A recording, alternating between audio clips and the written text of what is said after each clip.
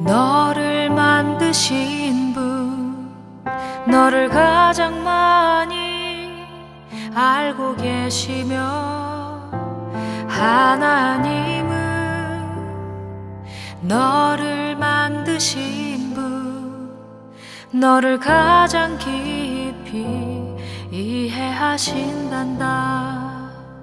하나님은 너를 지키시는 분, 너를 절대 포기하지 않으며, 하나님은 너를 지키시는 분, 너를 쉬지 않고 지켜보신단다. 그의 생각 셀 수 없고, 그의 자비 무궁하며, 그의 성실 날마다 새롭고, 그의 사랑 끝이 없단다.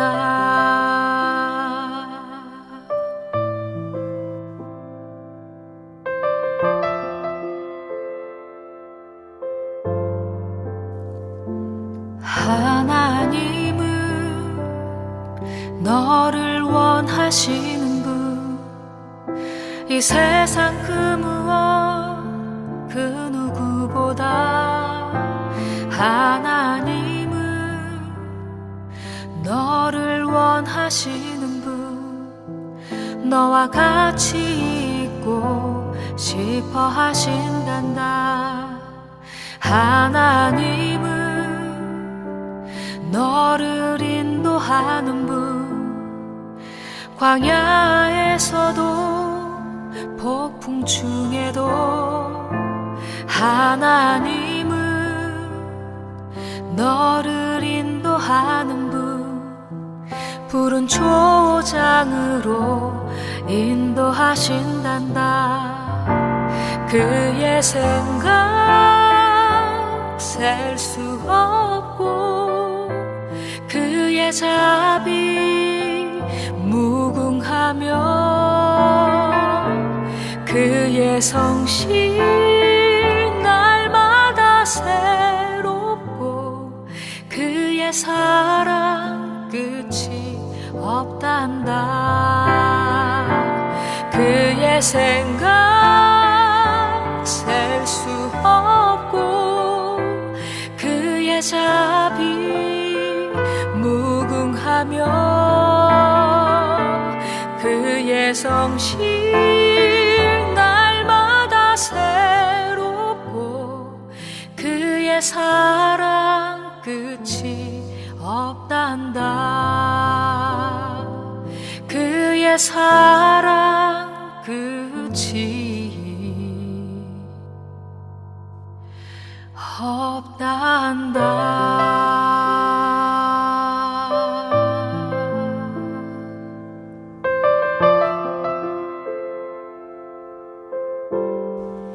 사랑하는 성도 여러분, 오늘도 또 주 안에서 또 여러분들의 삶 속에 또 복되고 또 행복한 그러한 하루가 되기를 또 예수님의 이름으로 축원드립니다.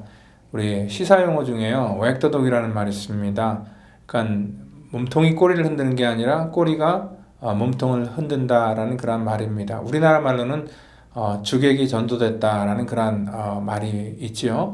그런 것처럼 이 정치인들이 자기의 어떤 그 잘못을 덮고자 또 다른 문제로 그 문제를 덮으려고 할 때 또 이런 웩더독이라는 말을 많이 사용하기도 합니다. 그러니까 이 본질이 있고 또 비본질이 있는데, 어떠한 이 본질의 문제를 가리기 위해서 비본질적인 문제를 가지고는 그러한 때를 얘기를 합니다.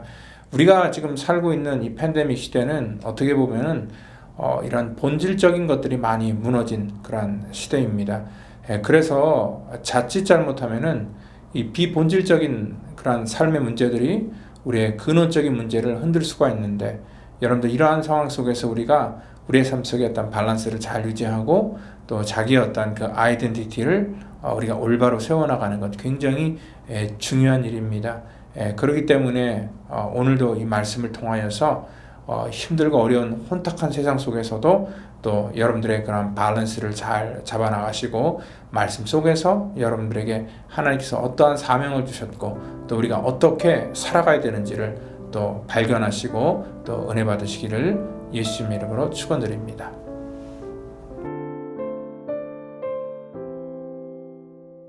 그 주간의 첫날에 우리가 떡을 떼려 하여 모였더니 바울이 이튿날 떠나고자 하여 그들에게 강론할세 말을 밤중까지 계속하매 우리가 모인 윗다락에 등불을 많이 켰는데 유두고라 하는 청년이 창에 걸터 앉아 있다가 깊이 졸더니 바울이 강론하기를 더 오래 하매 졸음을 이기지 못하여 3층에서 떨어지거늘 일으켜보니 죽었는지라. 바울이 내려가서 그 위에 엎드려 그 몸을 안고 말하되 떠들지 말라 생명이 그에게 있다 하고 올라가 떡을 떼어 먹고 오랫동안 곧 날이 새기까지 이야기하고 떠나니라. 사람들이 살아난 청년을 데리고 가서 적지 않게 위로를 받았더라. 오늘 본문 속에서는요, 이 바울의 선교 여정 속에서 불미스러운 그러한 사건 하나가 일어나게 되는데요. 유두고라는 그러한 청년이 바울의 설교를 듣고 있다가 난간에서 떨어져 죽은 그러한 일들이 기록되고 있습니다. 이 바울이 지금 아시아 지역을 3년간 이렇게 사역을 한 이후에 특별히 마게도니아와 헬라, 유럽 지역이죠.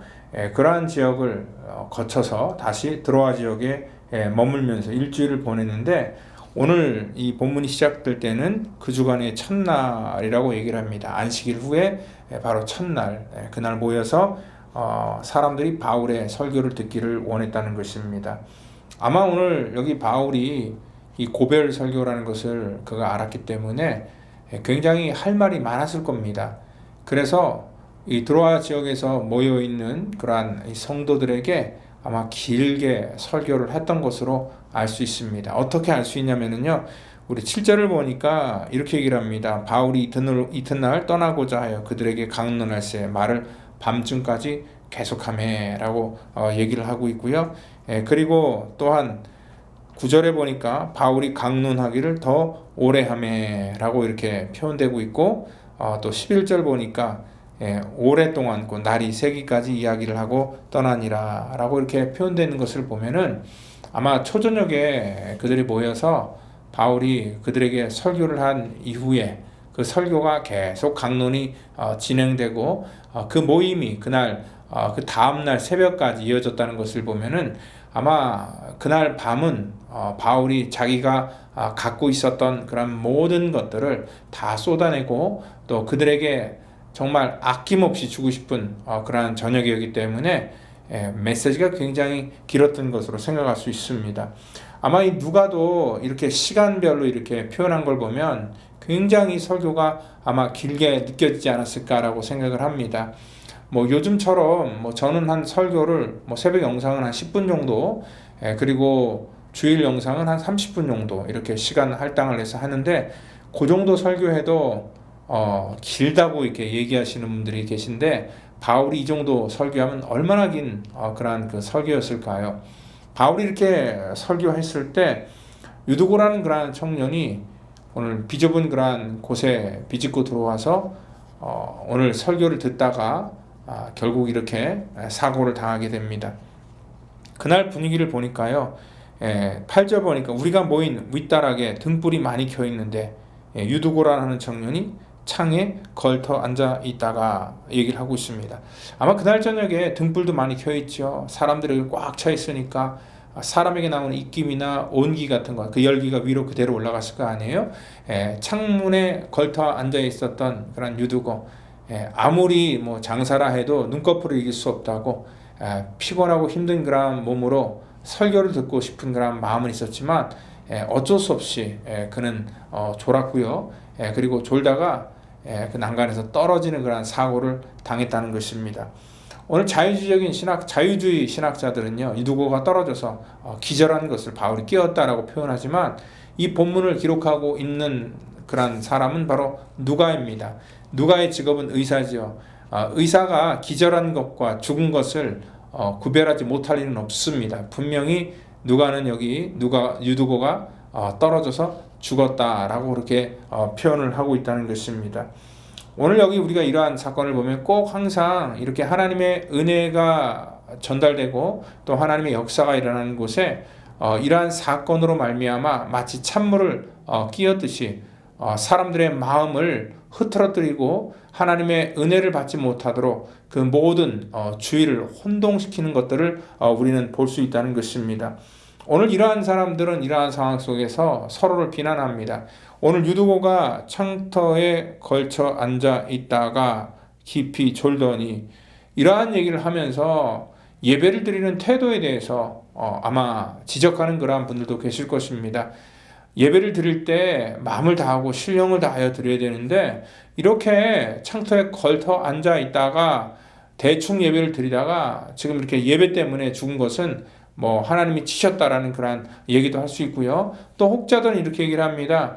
바울이 설교를 좀 적당히 하든지 아니면 좀 융통성 있게 해야지 이렇게 자기가 할 말 많다고 이렇게 길게 하니까 이러한 사고가 당하지 하면서 별의별 말이 다 있을 겁니다. 누구를 탓하고 또 누구를 원망할 수도 있습니다. 그리고 그러한 상황 속에서 그 주변은 굉장히 혼란스럽고 시끄러운 그러한 저녁이 될 수도 있었습니다. 근데 오늘 본문에 왜 그러면 이러한 사건이 기록되어 있고 또 바울의 이러한 선교 여정 속에 이러한 사건이 꼭 나타나야만 됐을까를 생각했을 때 오늘 이 땅 가운데는 유두고와 같은 사람들이 많이 있다는 것입니다. 오늘 이 유두고는요, 오늘 특별히 졸다가 떨어져서 죽은 그러한 사람으로 묘사되지만 이 세상에는요, 유두고와 같은 그러한 마음을 가지고 살아가는 사람들이 있습니다. 특별히 예수를 믿다가 실족한 사람들이 있고요. 또한 사람들 때문에 환경 때문에 넘어지고 또 무너지고 또 심지어는 자기가 잘못하여서 이렇게 스스로 실족하여서 주님 곁을 떠난 그러한 사람들이 굉장히 많다는 것입니다. 그러한 사람들을 향하여서 사람들은 여러 가지 자기 자신의 어떤 해석을 갖다 붙입니다. 저 사람 절에서 떠났고 또 저 사람 절에서 믿지 못해, 믿음이 없어, 이런 식으로 우리가 판단할 수 있는데 오늘 유두고를 빗대어서 이 땅 가운데 수많은 그러한 사람들에 대해서 고발하고 있습니다. 바울은요, 이 사람들이 이런 말 저런 말을 하니까 오늘 여기 10절에서 이렇게 얘기를 합니다. 떠들지 말라라고 한마디로 얘기해 버립니다. 당신들이 어떠한 생각을 갖든지 간에 어떻게 판단하든지 간에 말하지 말라라고 얘기를 하고 그 다음 했던 말씀이 뭐냐면 생명이 그에게 있다라는 그런 얘기를 합니다. 아직 살아있다라는 그런 얘기죠. 특별히 바울은요, 오늘 영적인 그러한 부분 속에서 이 유두고가 다른 사람들은 다 죽었다고 포기하고 또 판단을 해버리지만 아직도 생명이 있다라고 하면서 그를 다시 회복시켜 주시는 그러한 하나님의 놀라운 은혜를 그들에게 보여주는 것을 볼 수 있다는 것입니다. 아까 얘기했듯이 이 땅에는 유도가 같은 사람이 많다 그랬죠.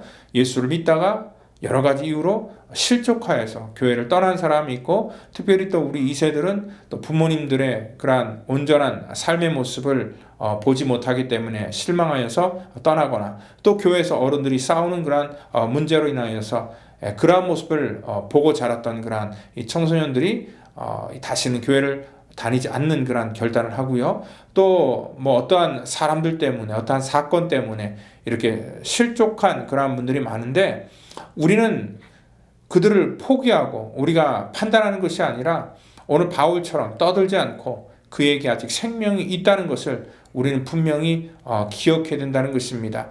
우리 스스로가 포기하는 것이 아니라 항상 하나님 나라의 역사는 이러한 사단의 방해가 있는 것이고요. 때로는 자기가 원하든 원치 않는 간에 이런 실족하여서 넘어질 수도 있다는 것입니다. 그때마다 포기할 것이 아니라 오늘 바울처럼 그를 붙들어서 다시 살리는 그러한 역할을 오늘 저와 여러분들에게 허락하셨다는 것을 여러분들 믿으시길 바랍니다. 오늘 12절 보니까 사람들이 살아난 청년을 데리고 가서 적지 않게 위로를 받았더라. 하나님의 위로는요, 이렇게 생명이 다시 회복되고 살아날 때 우리 가운데 있다는 것입니다.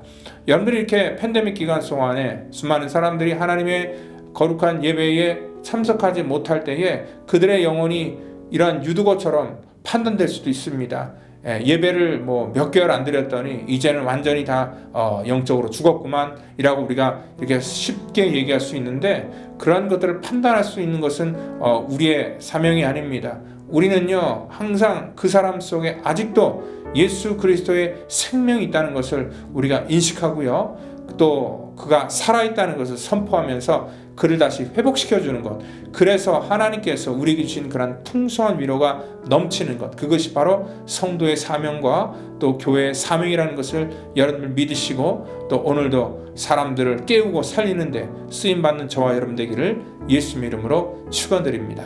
다 같이 기도하겠습니다. 하나님 감사합니다.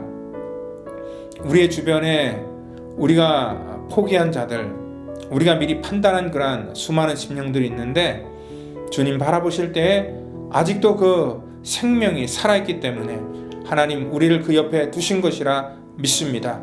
우리의 사명은 저들을 일으키고 깨우고 또 살리는 그런 귀한 일인 것을 우리가 깨닫고, 하나님 그 일에 우리가 동참하며 또 우리가 하나님의 거룩한 도구로 쓰임받기를 원하오니 우리를 사용하여 주시옵소서. 오늘도 하나님의 능력과 권세가 오늘도 우리의 삶 속에 부어지기를 저희들 간절히 바라고 원하오며, 사랑이 많으신 예수님의 이름으로 감사하며 기도하였사옵나이다. 아멘.